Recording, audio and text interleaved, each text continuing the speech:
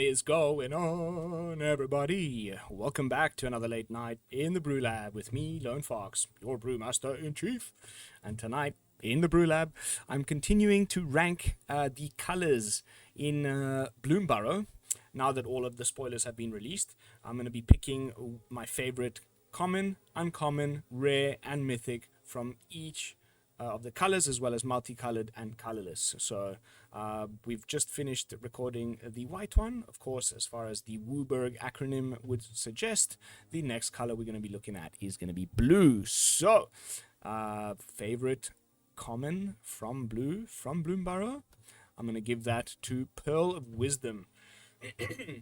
This was actually quite tough. There was a lot of good blue commons, but you know me, I'm a stickler for like tribal stuff.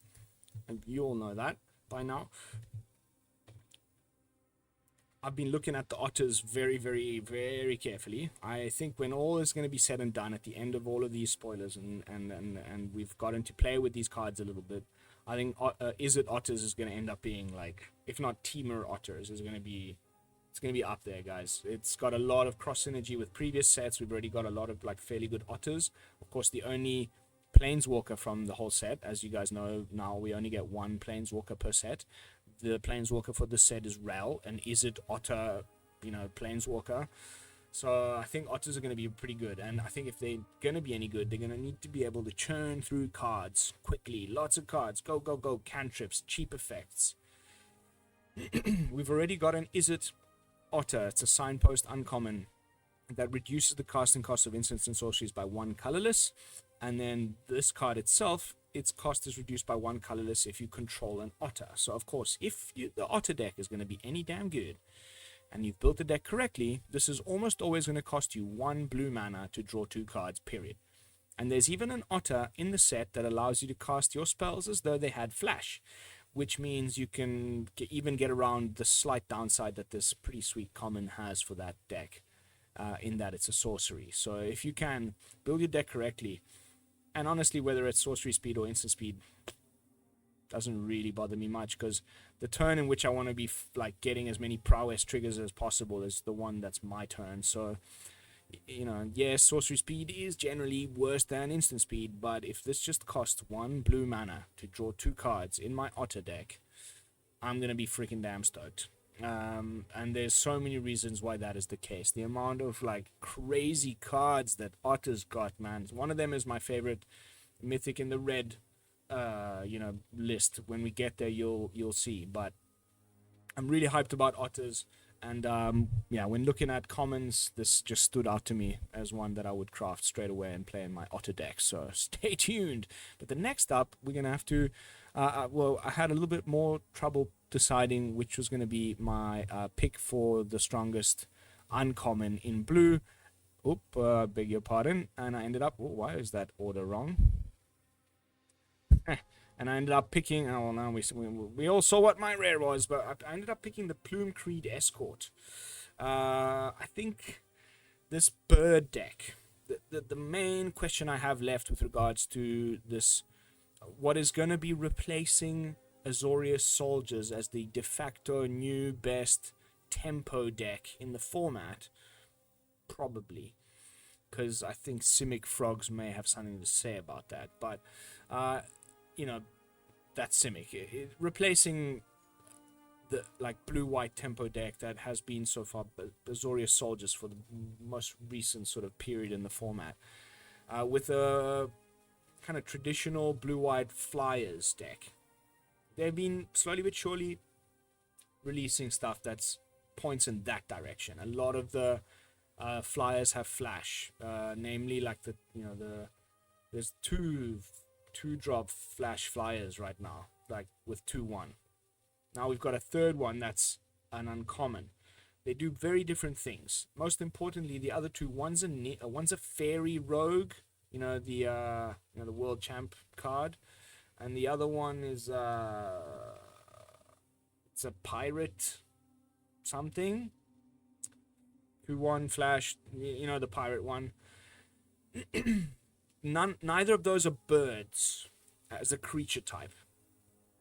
So it depends if this flashy flyers deck ends up being a Flashing Flyers bird deck, or just a generic Flashing Flyers deck. Because we've also got that new 4-drop with Hexproof, that's a flyer but isn't a bird, it's a Sphinx or something. It'll depend whether it goes bird tribal or not, whether this card sees more play or not. But regardless, just in a vacuum, just a thing that's essentially a counter spell, because your opponent goes and points their go for the throat at your bird, and you've held up some mana. If you don't have a counter spell, you just flash this guy in, give the targeted creature hexproof, that fizzles the opponent's removal spell, so it's essentially in that case behaving much like a counter spell would. It's 1-for-1, but instead of only being left with the creature you've saved by your counter spell on the board, you've also added an additional 2 power to the air, and that's going to be a bird, which might be important for all these other things. So I think this is a very strong little uncommon. We've just recently received the Aven Interrupter, and I really hope that Azorius Flyers becomes an Azorius Bird Flyers tribal and not just generic Flyers deck. We get to play the best counterspells in the format, really good removal, some of the best flashy threats. I'm really hoping that it's a good one. Next up, for my rare choice, and here is one of those times where I could not just pick one, I ended up having to pick two. And this time they are in order of, I like them more or less. So this is the one I prefer least out of the two, and it is, as we saw earlier, the Mockingbird. And a lot of people misread this card, like even Saffron Olive, Seth from MTG Goldfish. I watch his spoiler content. I watch SPG Deb at Strictly Better. I watch Power Dragon. I watch mostly anyone that does any spoiler content to get as many different opinions. And many of them miss the fact that, and maybe it's because it's translated from Italian, but if you read it carefully, it says you can have Mockingbird enter as a copy of any creature on the battlefield with mana value equal to or less than the mana spent to cast Mockingbird. It doesn't say equal to X. So it'll include the 1 blue pip that you're paying. So you're always paying on, it's mana parity to the thing you're copying. You don't need to pay 1 more. Seth completely mistook that. He said, I'm going to copy Atraxa. Atraxa costs 7. I need to spend 8 to copy the Atraxa. No. It'll count the blue plus whatever you've pumped into the X. So X is 6 plus 1 blue. That's a total of 7 mana spent, which is equal to the mana value of something like Atraxa, which is going to be, the typical best targets for this thing will be, the Atraxas, your Italis, your big stuff. But that's the real reason why this card is just so much better than all of these effects that we've had in the past.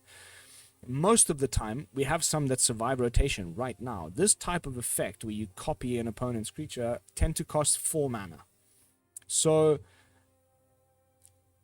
to get the most value out of the exchange, you want to copy something of the opponent's that costs more than 4 mana. I spent 4 mana and I'm getting your 7 drops worth of value out of this interaction. You don't ever really want to spend your 4 mana copy spell to copy a 3 drop. It was the point I'm trying to make here. Whereas with the Mockingbird here, now you're spending 3 mana to copy a 3 drop. You're spending 2 mana to copy a 2 drop. That flexibility to be able to also get value out of it, copying lower curve things or, essentially anything. And the fact that also, now the thing you've copied, let's say you did copy an Itali, now it's also a bird and it's got flying.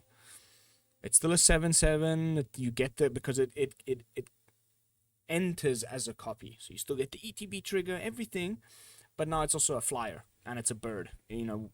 There's going to be reasons why that matters in the set alone. So I think this is a really strong card. And if you want that type of effect in your deck, then you should probably be looking at this. And I hope that it forms part of the aforementioned Azorius Flyers list. Maybe as a sideboard card or like a 2 of or something. Can't wait to see where this fits in. Really cool card. My actual favorite rare in blue definitely has to go to the Dower port-mage. I tried my best to keep frogs to mono green because of things I was seeing in spoilers, and I've been tinkering away over there on Moxfield. My Moxfield links are always in the video description if you guys want to go check what I've been tinkering with over there. And I tried a mono green frogs, and it looked pretty good, but it does look just so much better if you go into 2 colors and go where they want you to go, which is going to be probably Simic. Even though there's a 3-mana frog called Glarb or something that's Sultai, so let's see whether Sultai frogs might actually be a thing, but it's probably most likely that Glarb is for Commander, and the actual good frogs deck that we'll get in this format is going to be a Simic frog deck. And I think if we can get a tribal deck in Simic that's better than Merfolk, I'll just be so damn happy, because we finally got the fast land. We've got that amazing new counter spell that puts +1/+1 counters and counters something. The frogs themselves look amazing. I can't wait to show you guys what I've got cooking during early access. I think, honestly, they might be really good. I've been seeing how some of these play patterns might play out, and just this 2-drop that's not legendary, that has 3 toughness, that pays you off for bouncing these things in and out of the battlefield, which is what the frogs, very thematically correct, frogs bounce. They're all just going to be wanting to enter and leave the battlefield. There's one even, which is actually my pick in the colorless video for the best common colorless, multicolor, the gold cards. Of the set is a 2-mana frog that just says, when it enters the battlefield, draw a card. And you'll be drawing a card when that enters the battlefield. And then there's other cards that are there's a 1-drop green frog that just allows you to freely bounce something to your hand at the end of your turn, and you get a benefit from doing that, which I believe is putting +1/+1 counters on it or another creature that remain on the board. So then you'll be, just from that turn, from 2 mana, you'll be able to draw 2 cards and put 2 +1/+1 counters on creatures. It's looking really, really good, and I honestly think that the port-mage here is going to be an important part of that, to keep the cards coming reliably.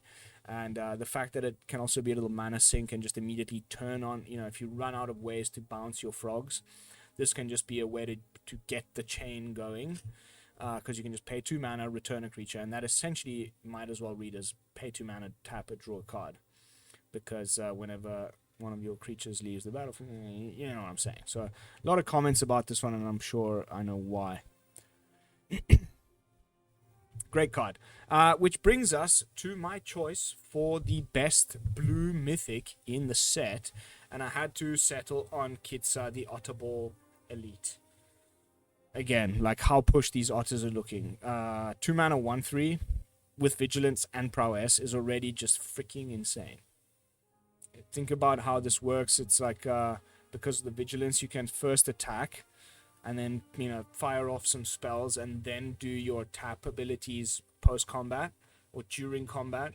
They're both great. You can either draw a card and discard a card if you're looking for some more gas, some more like spell to trigger prowess, or you can pay 2, tap it, and copy something. And of course, you need to be power 3 or greater to do so, but because it's got prowess, that's just one spell away, essentially. A Monstrous Rage will put this well above the 3 power required to turn on this ability, and then you can just copy your next Monstrous Rage or whatever.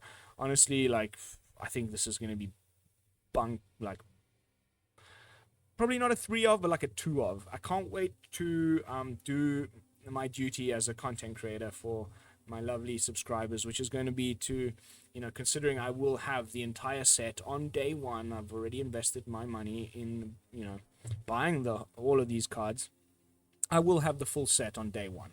So I can, not only will I get to do an initial sort of test of this during early access, but, day 1, I'm going to just focus most of my attention the first sort of month of this new format, figuring out, is